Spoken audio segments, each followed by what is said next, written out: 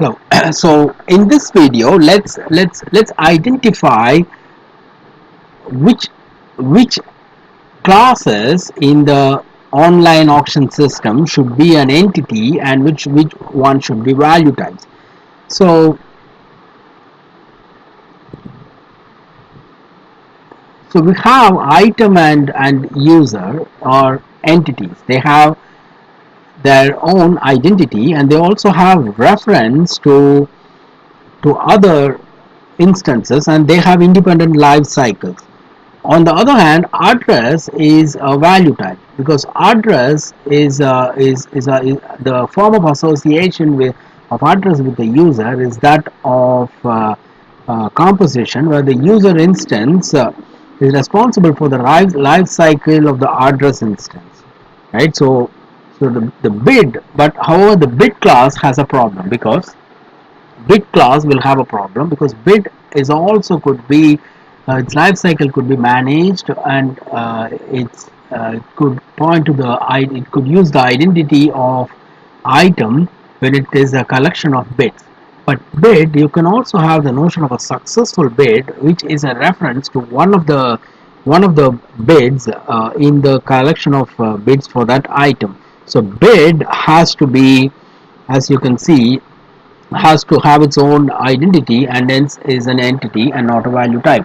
Now, when we talk about equality, we also have to talk about the Java equality. So, equal to means that two object instances are identical if they point to the same memory location.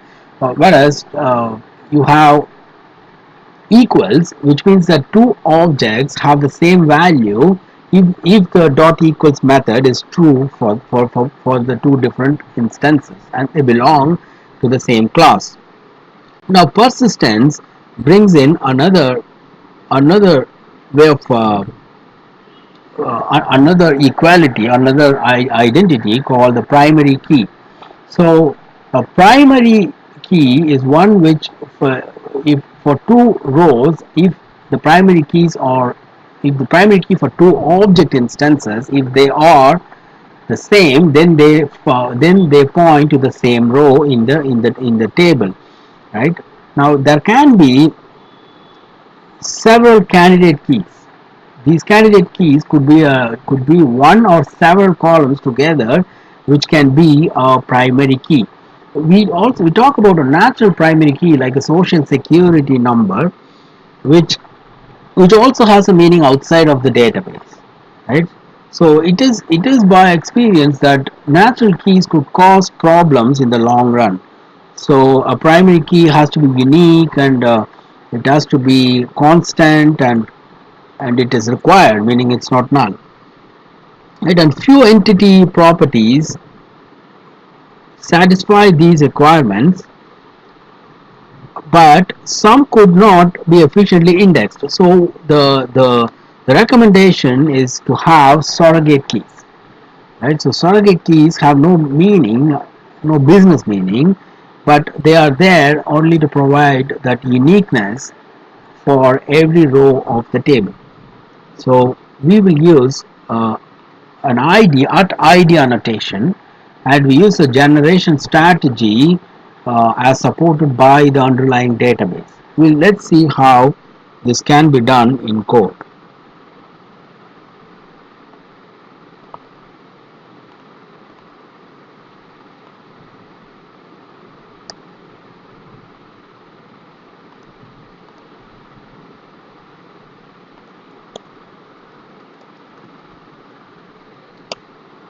So if you see the item class as an annotation at ID, this specifies a field level access to Hibernate and says that this column this ID is the identifier. Primary key corresponds to the primary key in this class, and it also defines an at column and provides a name, which means in the table item, the primary key is called item underscore id and not id. right? And it also has a generated value which has a generation type of identity, which means it uses MySQL identity, right? So we have seen that as an example earlier on when we discussed about the or rather this is the first time we are looking at this. So let's say that I have my, let's recreate the table and let me run.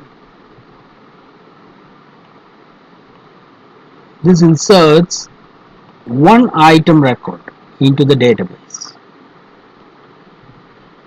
As you see, we have not specified the value of ID.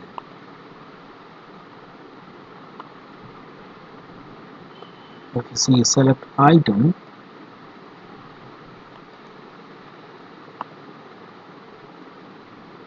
the value of item ID is 1, which is the primary key. Now let's say we insert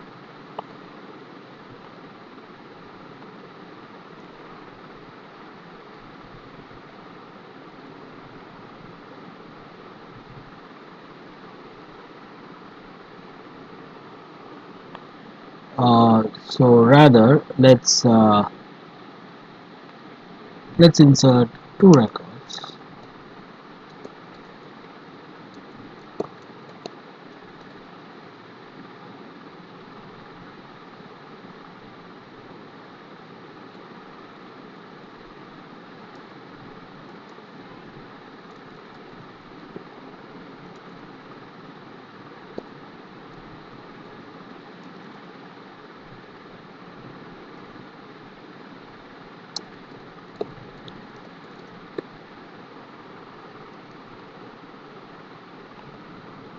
Now if you see, if you run this, it should create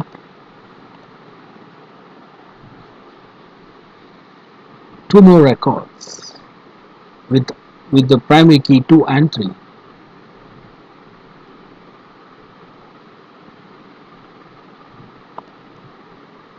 So see that insert into item.